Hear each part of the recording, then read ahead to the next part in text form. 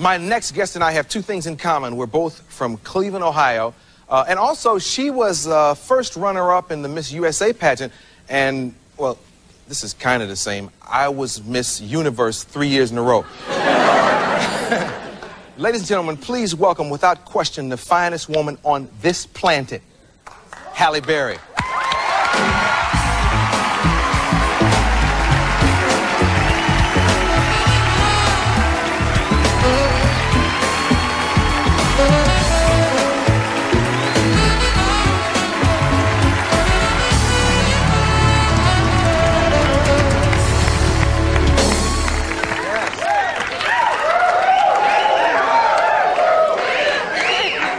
The finest woman on this and any other planet, Halle Berry. Arsenio's biased. He's from Cleveland. Arsenio, I'm going to kill you for two reasons. One, my first time on Arsenio's show, right? I've been dying to get on this couch right here. He has me follow Patti LaBelle. Why? Why, Arsenio? She was just supposed to talk and... Okay, two. Oh. This most beautiful woman on the planet thing, Arsenio has made my life hell. Hell! Let me tell you. But she is. No, last week, I was at the shopping mall shopping for something to wear on his show. A girl comes up to me and says, "Are you Halle Berry?" I say, "Yeah." Well, Arsenio was wrong. And walked off. Oh. Okay. Oh. That's pressure. I can't go out anymore because people expect me to be Oh, see, I never thought about it like that. the most beautiful girl on the planet, and that's too much Pressure. work. But you made me famous too, so thank you. You know what, though? First of all, she's fine, so forget the girl in the mall, you know? You know, forget it. The girl in the mall is like, I see you went wrong. I'm sorry, the girl in the mall. Secondly, you know, when I really became a huge fan, you was fine as a crack addict, okay? Yeah, because Spike put you in what, jungle? Yeah, Spike did. And I was like, I think I want to smoke crack with her. I mean, she was so fine. But it was a great risk as an actress to lose your vanity. Yeah, it was very necessary for my career because up until that point, I was just seen as this beauty queen. And I'd walk into auditions and the director would go, "Yeah, you're going to read? Okay, sure, honey." And he'd turn his head away. So I needed to do something to let them see that I'm more than just this shell. And I've been working hard, studying as an actress. So, yeah, and we've seen all your movies, but they might be surprised to know that one of the movies that we saw you in, you were actually fired from for being too light initially. Right, exactly. Strictly Business. I don't know if anybody saw that, but I was initially, you saw it? Good. 5 people saw it. No. I was hired, and 2 days after I was hired, I was fired because the director at the time, it wasn't Kevin Hooks, it was another director, he thought that he's sick and tired of the image of black women, a beautiful black woman being portrayed by light-skinned women. So they fired me, hired a darker-skinned woman. That didn't work out, and then they came back and said, you know, will you still do it? So I did. Yeah. I mean, they have a good point, but let's not punish any sister for right, it. you know, and it's true. I mean, I'm the first to say we do that. There's that in-house racism that we have, and we have set up those ideals in our minds. But figure that out before you hire me. You know, think about my feelings, you know, Yeah. so... I mentioned in the intro that you were a runner-up. Yeah.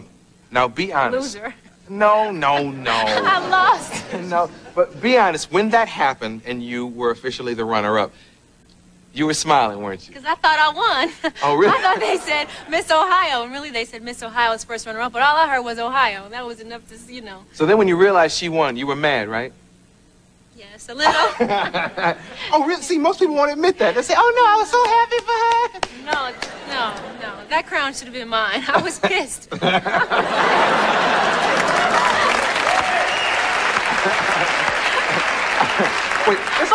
But now, rumor has it, she's living in Texas with about 3 kids and getting a divorce. So, hey, I'm not complaining. Yeah. She could have the crown. And you got justice at your house. That's right. We'll take a commercial and come right back and talk about that. She got justice at the crib.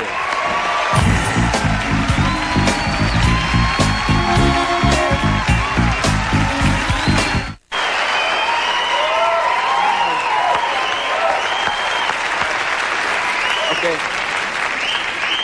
Now that you're married to Dave Justice, who do you root for when he plays against Cleveland? I stand by my man. Ah. I'm for justice. I'm for Atlanta. Yeah. I was never an Indians fan anyway. I was never a baseball fan before I met David anyway. So, it makes it real easy to just root for Atlanta. So you weren't aware of him? Oh, yeah, I was aware of him, but I saw him in the World Series, the first year the Braves went. And I only watched the World Series because everybody watched the World Series, not because I really, like baseball. And how did you all hook up? There's a friend of, well, a guy was doing an interview with me. And at the end of the interview, he said, I have a friend that's a big, huge fan of yours, and he'd like your autograph. And I said, okay, well, who? And he said, his name is David Justice. So after I picked myself up off the floor, I said, well, how about giving my phone number instead of my autograph? I'm a woman of the 90s, we gotta take charge of our lives. Yes. Why doesn't that kind of stuff ever happen to me, I think once a member of the cast of Facts of Life gave me a piece of paper. I tried to call you first, but, they kept putting me on hold. Yeah, right. Right. You never called me back. David called me back. So you're probably a huge baseball fan now. You understand it. And now I keep score. I tell him what he's doing wrong. Oh, really? Yeah, oh yeah. I'm his biggest fan. And now, and this year, it's time for us to win a World Series because I'm getting a little sick of this showing up and not winning. Well, he has a good team with him. Yeah, they got a new pitcher this year, too, which I think is going to be the extra, thing they needed. So you are into it? Yeah. Or you have CNN, one of the two. No, we have, Sports Channel. Yeah. We watch Sports Channel like 3 o'clock in the morning every night when the season's on.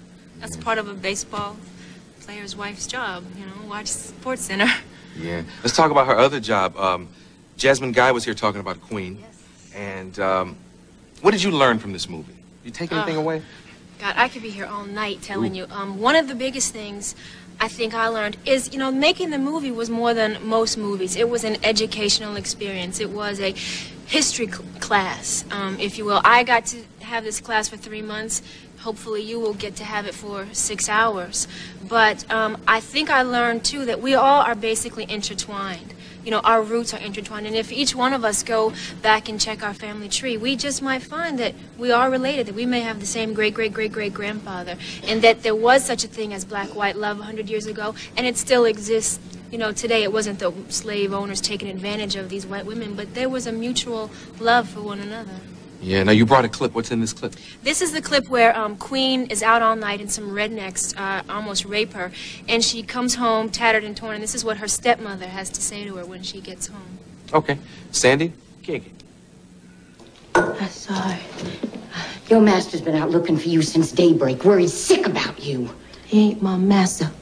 He my pappy. How dare you speak to me like that? And how dare you speak to me like that? Treat an old dog better than me. Queen do this, queen do that. Cook, wash, clean, garden, plant cotton, pick cotton from morning till night. Not even a word of thanks. Or even a mention I exist. Well, I do exist, missy. And I got a right to a little bit of love. And if I can't find it here, I gonna get it somewhere else. So ungrateful. After everything we've done for you. You ain't never done nothing for me. And you won't ever have to now.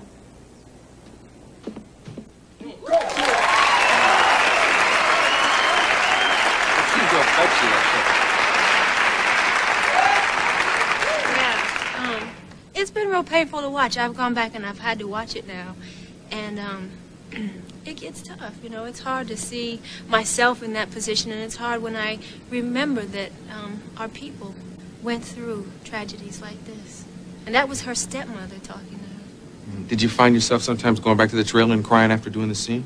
Oh, yeah. Sometimes I wouldn't come out of my trailer. I was crying so hard. And I didn't want to face that day's work because I knew where the emotional trip would take me. And that's a scary place to go to. And I was there alone most of the time. So, yeah. Wow, well, we'll check it out. It's called Queen. It begins airing February 14th on CBS at 9 o'clock p.m. and continues on the 16th and the 18th. I got to ask you one more question, maybe to even lighten things up a little bit. I was told that you're a method actress, and for one role, because you'll know who, if I tell you the movie, you'll know who told me this. For one role, you didn't take a bath to get into the role. And I think that's too much acting.